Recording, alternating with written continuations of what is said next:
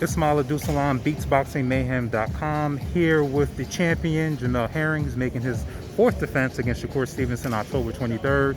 We just wrapped up the press conference. Shakur was very chatty. I just wanted to get your impressions of what he was saying up there to you. It didn't seem like you were taking it too serious. That was too small. That was too small. He thought I'd be bigger. Like, bro, we come across each other many a times. He said, thought I'd be bigger. I'm a scared boy. He said, I might see the fear in my eyes of a scared boy. You know how being called a boy how it is in our culture. But Definitely. I didn't take it anyway because like you pointed out, it probably trying to get under my skin. But the fight's happening, so it doesn't really matter anymore what you say. Right. I kind of got the impression that, kind of like those Jordan memes that went around, he has to make it personal for himself to kind of amp himself up. Do you get that same impression from him? Oh, yes, yeah, of course. Especially after the recent, what he's been going through in the recent months from his last fight. You gotta say some things to boost yourself up and fully, try to change people's narratives of how they look at you in terms of you being that next big thing. So right. It is what it is. Right. Being that you've been in big fights before, you're coming off a big victory, do you see yourself being the most composed fighter when you get in there? It feels like it's going to be more pressure on him to kind of fight outside of himself after that last fight. Oh yeah. For me, I take it one round at a time. I don't let my emotions get the best of me. So I just go in there, listen to my team because I have a great team. I mean, he pointed that out as well. I have a great team. Right. And without them, I wouldn't be here. I wouldn't be in this big fight without my team. So that's why I stay composed. And I just, trust the process and go from there. Right. Now, you mentioned that you stayed at this weight looking for a big fight. You got the big fight now. Has it been difficult making this weight, kind of hanging around, being that you're naturally kind of a taller No, bigger because guy? I have a nutritionist. And if you see now, I'm still there. I'm right. fit. I'm fit now. So it's like, I basically, as I got older, I stayed more disciplined to take care of my body. You know what I mean?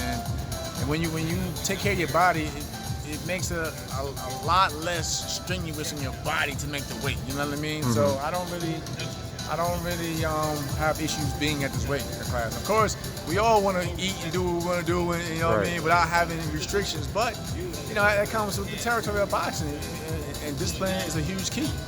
Now, I know you got the Wu-Tang shirt on. I'm an older guy, too, so I appreciate the Wu. New York and the Timbs on and everything. I wanted to make sure you weren't sending a subliminal message because Killer Bees like to swarm. Are you going to be swarming Shakur in the ring?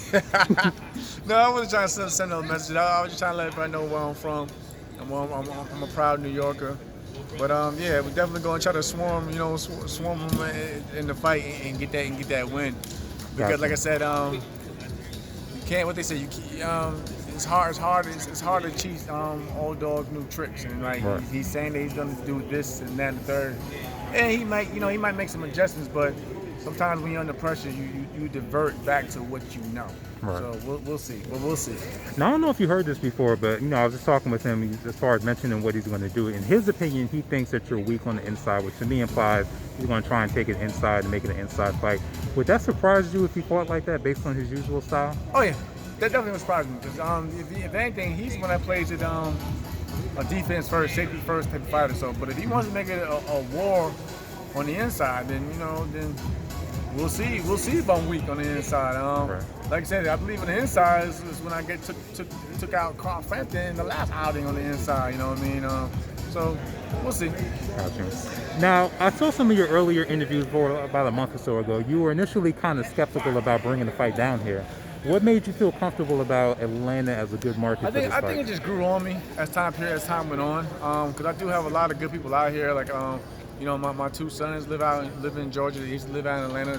Right now they're in Albany. Okay. So I mean, Atlanta is not a bad city. Don't get me wrong. It's not a bad city for fights. Right. We seen what Gervonta Tank Davis has done in terms of bringing the fights to Atlanta, and then people will come out to Atlanta. My only thing was because I'm from New York, he's from New Jersey. Of course, you would have thought it made sense to have it in the northeastern region, mainly at the Garden. Right. But the State Farm Arena is not a bad arena, and I know the fans will come out, and it'll be a night to remember. Right. Now, you mentioned Tim Bradley getting on you during the press conference. He had got on you earlier about the fight that happened with the cut. I just wonder how fighters handle that when you have commentators that you're seeing every fight, the same promotion, having that opinion. Does it cause friction with the backstage relationships, or are you kind of able to No. separate Me and that? Tim are actually cool now. We're good. We're good. Me and Okay. Tim are good. Like we spoke a few times afterwards. But you know, Tim was just being Tim. That's his opinion. That's his opinion. It's up to you to change that narrative. You know what I mean? And that's what I meant. Like with Tim, when he said it only motivated me. It gave me motivation to go out there and guys like him brought out the best of me in the Frampton fight. And that's what I mean, but like you've seen, maybe Shakur took a lot of criticism as well in his last fight, so maybe that might bring out a different dog in him as well. But you can't dwell so much on what people say. You gotta just go out there, take it all in. You ignore it or whatever, but you can't let it eat you up alive because it'll get the best of you. Right. Now, have you considered, if you beat Shakur, you're probably the front runner for Fighter of the Year, knocking out Frampton, beating Yes. Stevenson. So is that in the back of your mind, then, that you're kind of, as far as getting respect, it wouldn't be any greater respect than that than getting Fighter of the Year? Oh yeah, definitely. That's why this is a great fight for me, for my career. That's why I'm not really worried about the trash talking that he's saying, because a huge victory would definitely put me in as a front runner for Fight of the Year, especially if I have another spectacular win like I did over Frampton. It'll definitely put me in the runner-up for Fight of the Year. I mean, of course, you got the great guys like Canelo Alvarez, which I respect, but just to be mentioned in that category is an honor in itself. But I have to take care of business first on the 23rd. Now, talking about another Fighter of the Year runner-up, it seems like COVID is knocking everybody out. So how are you, as far as your camps and all that, just doing whatever you can to make sure that COVID hit me last year, last summer. And I got scrutinized from the way I looked in the Kendall fight. But don't forget, I was fighting COVID and the opponent at the time.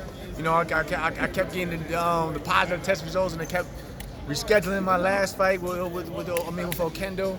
But for me, this time around, I actually bit down and took the vaccination shot to make just to make sure that I'm alright. I know people have their opinions about the shot, but it's like, would you rather risk getting sick again, or take a chance on the vaccine? So that's what I did for this fight, to make sure that I stay healthy. Gotcha. So my last question for you, there's been a little bit of controversy going around about Oscar Valdez with the T situation. It seems like with being a fighter, you have to scrutinize every single thing that goes in your body, even something that seems mundane. What is your take on it as a fighter? Do you feel like you just got to take the blame no matter what, or do you feel you gotta just bite down and accept responsibility? Because at the end of the day, you still are responsible for what you put in your own body. No one can force feed whatever they put in you, whatever's in your system. Right. But I have nothing really bad to say about Valdez. He's going through enough as it is now. I just hope, like I said, it's a wake-up call, and that he does differently in the future. But I have nothing bad to say about Oscar Valdez, because, like I said, it's one of those things where you have to live, like in the sport of boxing, that stays with you for a long time, if not for the rest of your career. So you already got to deal with that enough. You don't need more people just to continue, bashing you from every angle. But you gotta be responsible. And you gotta handle it and take responsibility as a man at the end of the day. Gotcha. All right. So last question for you. When I talked to Shakur, I asked him what he's going to say after the fight. He said the first thing he's going to do is go to Bomac and say, "I told you so." Let's flip it around. You win the fight. What's the first thing you saying to Shakur's side after you win?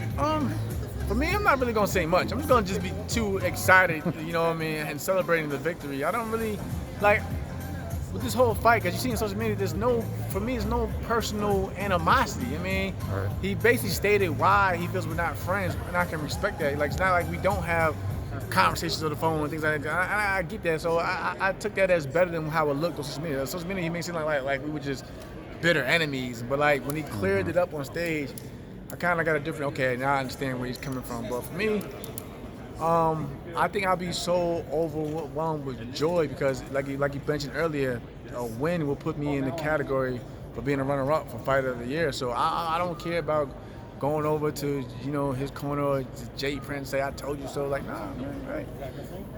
I just gonna say, listen, I told you I wasn't no walkover. At the end of the day, they think I'm a walkover. All right, I told you I wasn't. Perfect. Jamel, appreciate your time. Best of luck on the 23rd. Thank you.